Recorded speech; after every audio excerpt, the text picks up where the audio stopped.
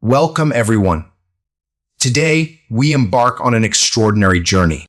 This is not merely the tale of a drink, it is a saga of human ambition, accidental genius, fierce competition, and the relentless pursuit of global dominance. By the end of this story, you will uncover how a pharmacist's personal struggle led to a billion-dollar brand, how Coca-Cola overcame near extinction, and how its marketing prowess forged a global empire. We will explore its greatest triumphs, its most controversial secrets, and most importantly, the timeless lessons you can apply to your own life.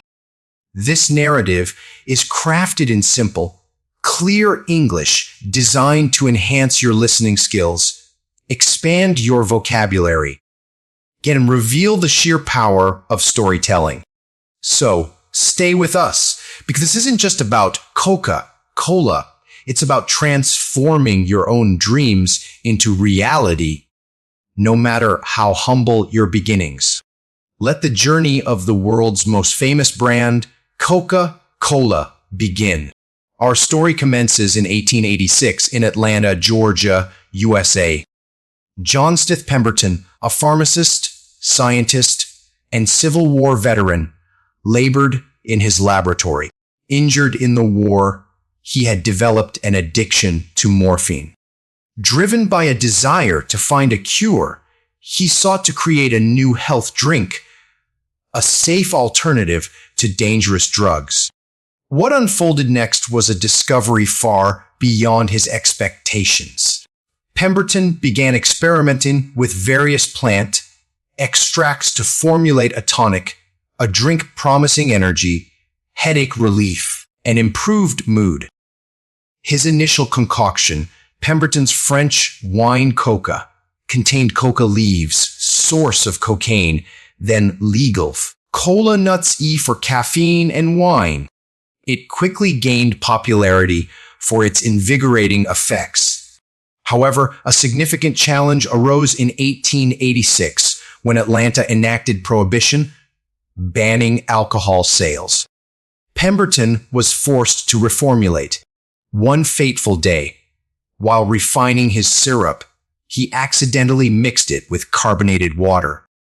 The taste was astonishingly delicious. He rushed his creation to Jacob's Pharmacy, where it was sold for 5 cents a glass at the soda fountain.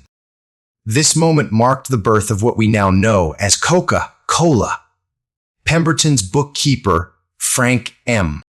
Robinson, a true marketing visionary, coined the name Coca-Cola, a catchy blend of its two main ingredients, coca leaves and cola nuts. Robinson even designed the iconic, flowing script logo in his own handwriting, a design that endures to this day. From its very inception, branding was paramount. Despite his brilliant creation, Pemberton lacked business acumen. He was also ill and financially struggling.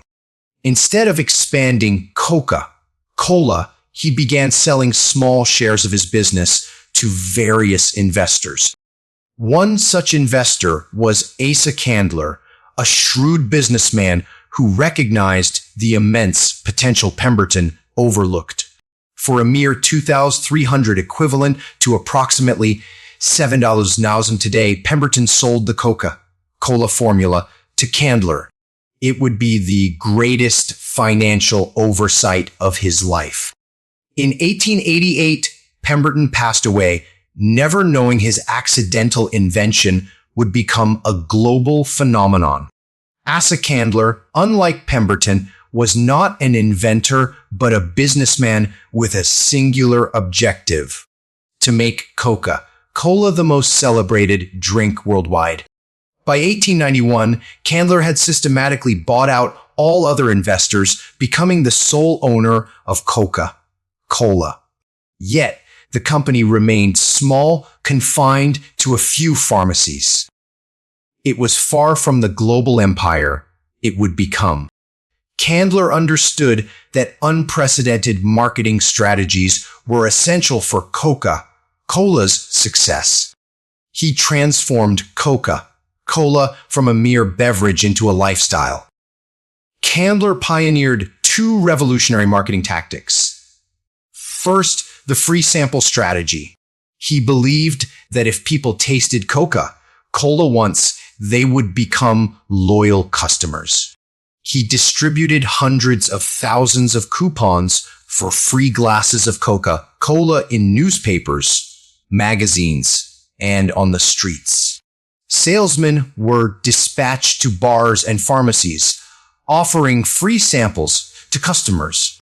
This seemingly audacious strategy worked wonders. Within years, millions had tried and loved Coca-Cola, creating an unprecedented demand. By 1900, 1 in every 9 Americans had experienced the taste of Coca-Cola. Second, omnipresent branding. Candler recognized that constant visibility was key to memorability. He ensured the Coca-Cola name appeared everywhere on clocks, calendars, notebooks, billboards, painted signs on buildings, and store displays. Wherever people went, they encountered "Drink Coca-Cola." This aggressive marketing was groundbreaking for its time, and it propelled Coca-Cola to national recognition. By 1895, Coca-Cola was sold in every U.S. state. Initially, Coca-Cola was exclusively available at soda fountains. But in 1899, 2 Tennessee lawyers, Joseph Whitehead and Benjamin Thomas, proposed a revolutionary idea: bottling Coca-Cola for widespread distribution. Candler was initially skeptical, but eventually granted them the bottling rights for a symbolic $1. This proved to be another colossal misjudgment, as bottled Coca-Cola soon eclipsed fountain sales. The early bottles were simple and easily counterfeited. To combat this, Coca-Cola commissioned a unique, curved bottle design in 1915, making it instantly recognizable and virtually impossible to imitate. This iconic contour bottle became a legend in itself. As Coca-Cola flourished, a new rival emerged. In 1893, Caleb Bradham, a pharmacist in North Carolina, created Brad's drink, later renamed Pepsi Cola in 1898. Bradham aimed to offer a more affordable alternative to Coca-Cola. Initially, Pepsi posed little threat. However, during the Great Depression, 1929-1939, Coca-Cola steadfastly maintained its 5-cent price. Pepsi seized the opportunity, offering a larger bottle for the same price, effectively doubling the value.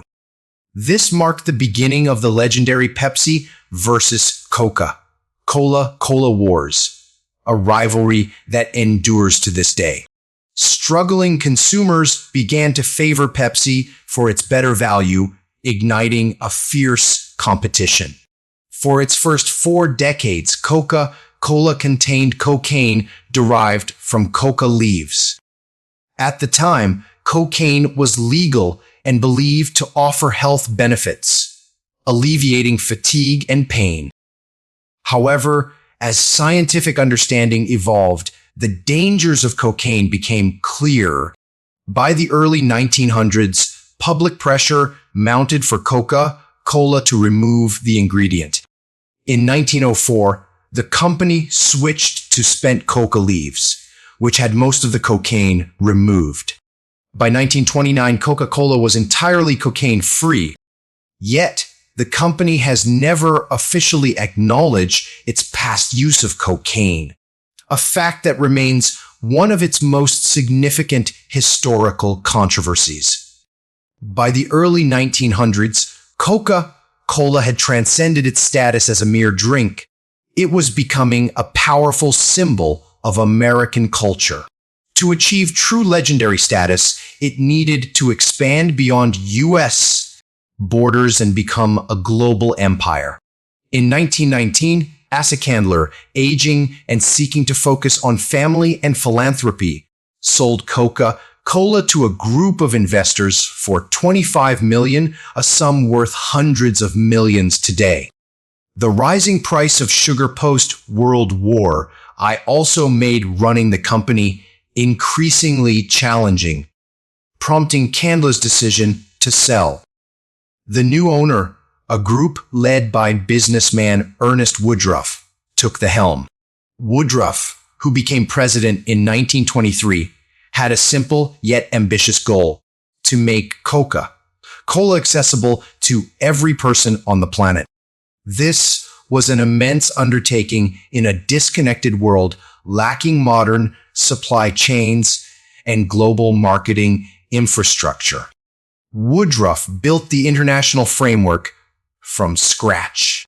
He established bottling plants in various countries, tailored marketing campaigns to diverse cultures, and ensured Coca-Cola was available to soldiers, workers, and travelers worldwide. By the 1930s, Coca-Cola had entered many international markets, but was not yet a dominant global brand. This changed dramatically during World War II, 1939 to 1945. As American soldiers deployed globally, they longed for a taste of home. Coca-Cola recognized this profound need. Woodruff made a bold pledge: every American soldier, anywhere in the world, would be able to purchase a Coca-Cola for just 5 cents. To fulfill this promise, Coca-Cola constructed bottling plants in war zones. Millions of soldiers became devoted consumers during the war, and upon their return home, their loyalty further propelled Coca-Cola's popularity. Crucially, as these bottling plants served soldiers in Europe, Asia, and Africa, local populations also discovered and embraced the drink. By the end of the war in 1945, Coca-Cola had expanded into over 44 countries, leveraging the conflict to establish its global footprint. While Coca-Cola conquered the world, Pepsi faced immense struggles, nearly going bankrupt in the 1930s. However, after World War II, Pepsi launched an aggressive comeback. By the 1970s, Coca-Cola reigned as the undisputed king of soft drinks, but Pepsi refused to yield. In 1975, Pepsi unleashed one of history's most iconic marketing campaigns, the Pepsi Challenge. Blind taste tests conducted in public spaces consistently showed a majority of people preferred Pepsi over Coca-Cola. Pepsi capitalized on these results, running commercials directly challenging Coca-Cola's taste dominance. This was a game changer. It was no longer just about price, but about flavor. For the first time, Pepsi was winning customers based on taste preference. By the 1980s, Pepsi was closing in, positioning itself as the cooler, younger brand, while Coca-Cola was perceived as old-fashioned. In a moment of panic, Coca-Cola made its most catastrophic decision in 1985. It changed its original formula, introducing New Coke. The company believed this would appeal to younger consumers and reclaim market share. They were profoundly mistaken. New Coke triggered a massive public outcry. Customers boycotted the new product, hoarded the original, and demanded its return. After just 79 days, Coca-Cola was forced to reintroduce the original formula as Coca-Cola Classic. New Coke was a spectacular failure, but ironically, it inadvertently reminded consumers just how deeply they cherished the original taste, solidifying its place in their hearts. The rivalry between Coca-Cola and Pepsi intensified, with both companies investing billions in advertising to outmaneuver each other. Pepsi famously enlisted celebrities like Michael Jackson, Britney Spears, and Beyoncé, cultivating a modern and stylish image. Coca-Cola, in contrast, focused on emotional branding, creating campaigns like Share a Coca and the beloved Christmas ads featuring Santa Claus. For decades, the cola wars raged, but Coca-Cola consistently maintained its position as the world's #1 soft drink brand. Despite its monumental success, Coca-Cola has faced significant controversies. It has been criticized for contributing to global health crises like obesity and diabetes due to its high sugar content. In various countries, particularly India, it has been accused of exacerbating water shortages by consuming excessive groundwater. The company is also a major contributor to plastic pollution worldwide. Furthermore, Coca-Cola has confronted lawsuits, including allegations of hiring paramilitary groups in Colombia to suppress labor unions. Yet, despite these challenges, Coca-Cola remains one of the most powerful brands in history. The 21st century brought new complexities: health, conscious consumers, environmental concerns, and evolving drinking habits. By the early 2000s, soda sales began to decline. Coca-Cola had a choice: ignore the trend or adapt. It chose adaptation, embarking on a massive diversification strategy beyond soda to dominate every segment of the beverage market. Coca-Cola's expansion beyond soda included the water market. Recognizing the shift away from soda, Coca-Cola moved aggressively into bottled water. In 2002, it launched Dasani, which quickly became a bestseller. In 2007, it acquired Glacio, the parent company of Vitamin Water and Smart Water, in a $4.1 billion deal. Today, Coca-Cola owns many of the most popular bottled water brands, ensuring continued revenue even as soda consumption declines. The juice business. Instead of building a juice brand from scratch, Coca-Cola acquired established players. In 2001, it purchased Minute Maid. In 2007, it acquired Odwalla, though later discontinued. In 2009, it invested in Innocent Drinks, a popular European smoothie and juice brand. The energy drink market. To compete with Red Bull and Monster Energy, Coca-Cola bought a 16.7% stake in Monster Energy for $2.59 billion in 2014, securing a distribution partnership. It also launched its own Coca-Cola Energy drink, though it faced an uphill battle against established leaders. The coffee takeover in 2018, Coca-Cola made one of its largest acquisitions ever, buying Costa Coffee for $5.1 billion. Costa, the UK's largest coffee chain with over 4,000 global locations, propelled Coca-Cola directly into the trillion-dollar coffee industry, pitting it against giants like Starbucks. Brand diversification is one of Coca-Cola's most brilliant strategies. Many mistakenly believe Coca-Cola only sells its namesake, Sprite, and Fanta. In reality, the company owns over 500 distinct beverage brands globally. A startling truth: Coca-Cola often owns its perceived competitors. That healthy alternative or independent brand you choose might still be a Coca-Cola product.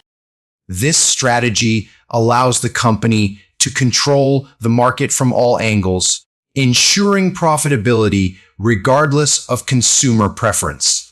Coca-Cola's power extends beyond its drinks to its pervasive branding and sponsorship deals. Billions are spent annually to ensure its name is inescapable. It has been the longest running sponsor of the Olympic Games since 1928, reaching billions worldwide.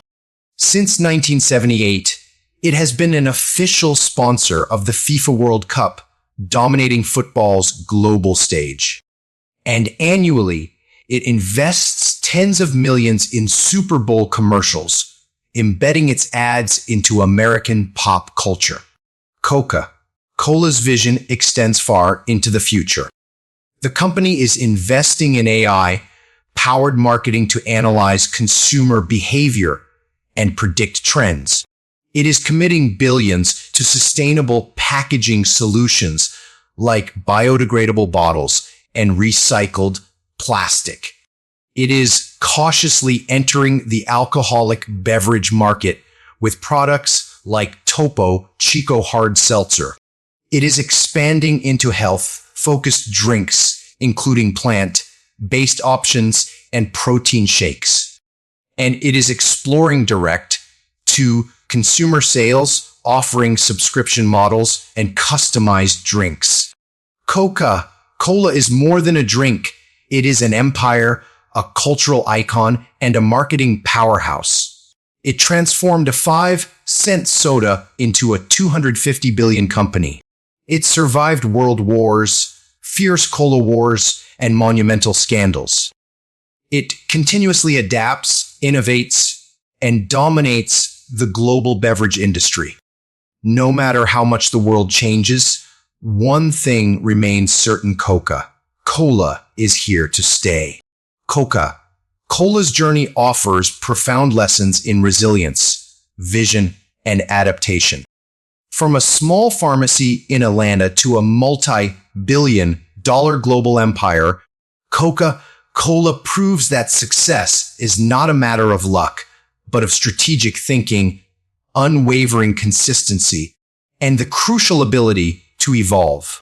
Here are the biggest lessons you can learn from Coca-Cola's incredible success. 1. Build a strong brand. Coca-Cola never just sold a drink, it sold happiness, memories, and emotions. Your brand is more than your product. It is how people feel about it. Whether you are starting a business, advancing your career, or creating something new, focus on building a strong identity that resonates deeply with people. 2. Never fear competition, use it to grow. Pepsi emerged as a formidable challenge, but instead of retreating, Coca-Cola fought harder. Competition forces you to improve. When challenged, do not panic, innovate, get better, and prove why you deserve to be number one. 3. Mistakes are not the end. They are a new beginning. Coca-Cola's greatest failure could have destroyed the company. Instead, they admitted their mistake, listened to their customers, and rebounded stronger than ever. In life, you will encounter failures. What truly matters is your response. Keep going, keep learning, and keep improving. 4. Adapt or die. Coca-Cola consistently evolved its marketing, packaging, and strategy to remain relevant in a rapidly changing world. Refusal to adapt guarantees obsolescence. Always be prepared to evolve and grow, regardless of your industry. 5. Think big and take risks. Coca-Cola did not stop at America, it aimed for the world. If you aspire to greatness, stop thinking small. Dream big, embrace risks, and relentlessly pursue what you truly desire. Coca-Cola is not just a drink, it is living proof that anything is possible if you work hard, believe in your vision, and never stop improving. If you desire more powerful and inspiring stories like this, subscribe to this channel and stay motivated to achieve your own success. Your journey is just beginning.